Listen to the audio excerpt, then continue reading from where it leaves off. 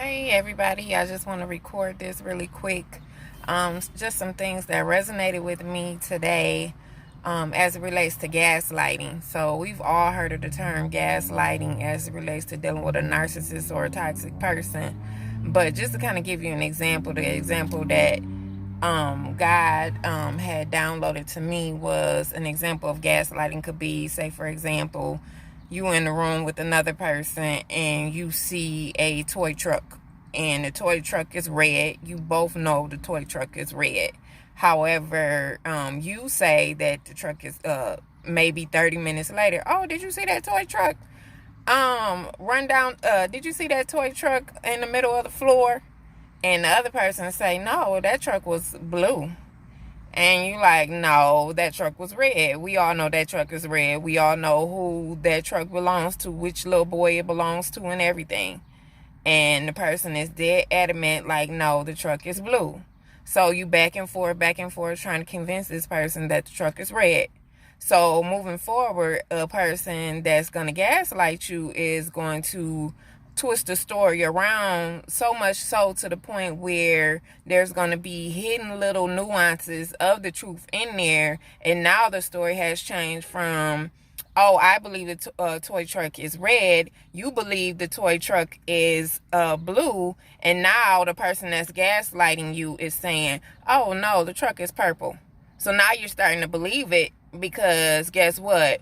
Blue and red does make purple. So, oh, it does make a little bit kind of sense, right?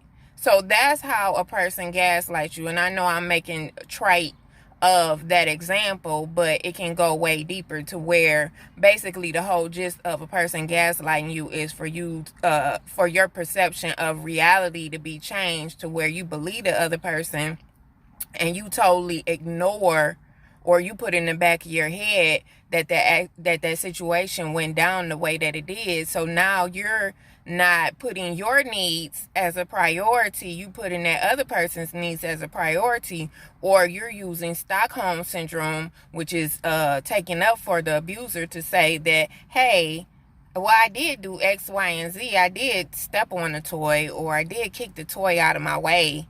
So yeah, maybe the toy and me kicking it, maybe the toy truck, the paint peeled off. So with the paint peeling off, it does look kind of bluish now. You know what I mean? So it's just a total distortion. So the whole goal of somebody who's gaslighting you, the goal is to get you all amped up. So now you're in what is called cognitive dissonance, meaning you got three different scenarios running in your head, but you already knew what the original scenario and how it went down, how it played out. Both of you were in the room at the same time.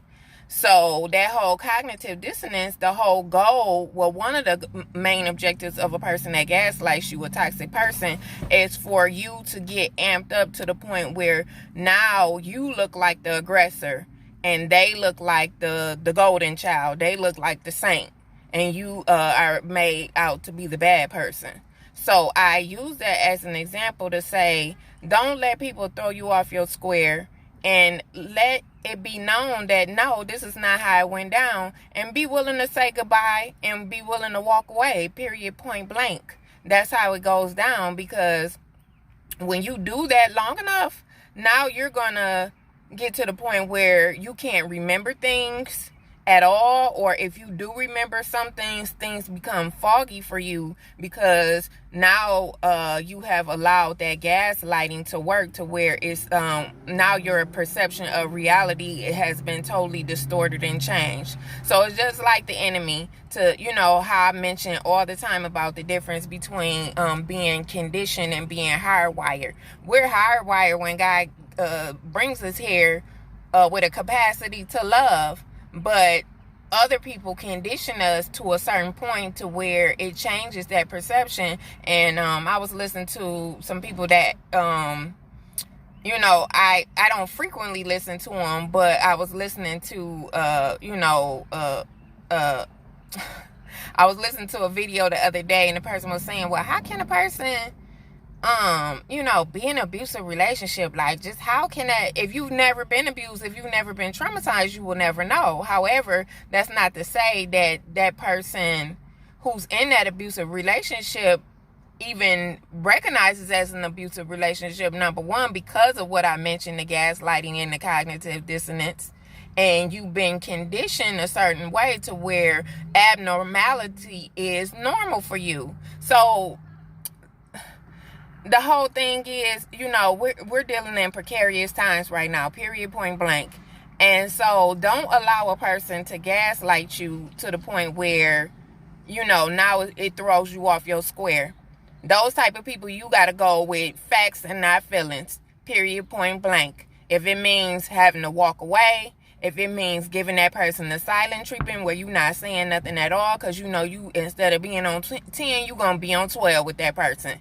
That's how it is. If it means you writing down the whole scenario case by case, you not putting not nan feeling up in there, if that's what it takes, then that's what it takes. But time out for that, and I almost got thrown off my square earlier this morning, and I had to circle back to that person like, no, this ain't that and that ain't this. This is what it is, and this is how it played out. However, I acknowledge my part, far as the part that I played in the situation where I allowed for you to gaslight me in the past, and it's not going to happen again. And here's why: because of how you feel that it's okay to treat me a certain type of way. So I'm letting you know that it's not okay, and now it's goodbye. And when it's goodbye, it's like, no, it's not no return phone call, no, it's not a return text message, it's not no return email, it's goodbye. And that's what it means. Like, you gonna see the back of me. And I'm not talking in a what we always say, you can, what, I'm not gonna go there, but what I am saying is, you're gonna see me walk away, and you're not gonna be able to look at me face to face, because I'm not gonna allow you to have access to the vulnerabilities of me, and see me open, and see me in a transparent way. I'm not gonna allow you to do that. So that's just what I wanted to share with you all, and I'm hoping everybody have a blessed day, a lovely day. Today is Friday, June 19th, Juneteenth. So I pray that everybody is blessed, highly favored, and if you don't feel like it, you better start acting like it. So before I leave, I just want to let you know that don't ever be afraid of true freedom, because in the end, it'll make you liberated and fearless. Have a blessed day.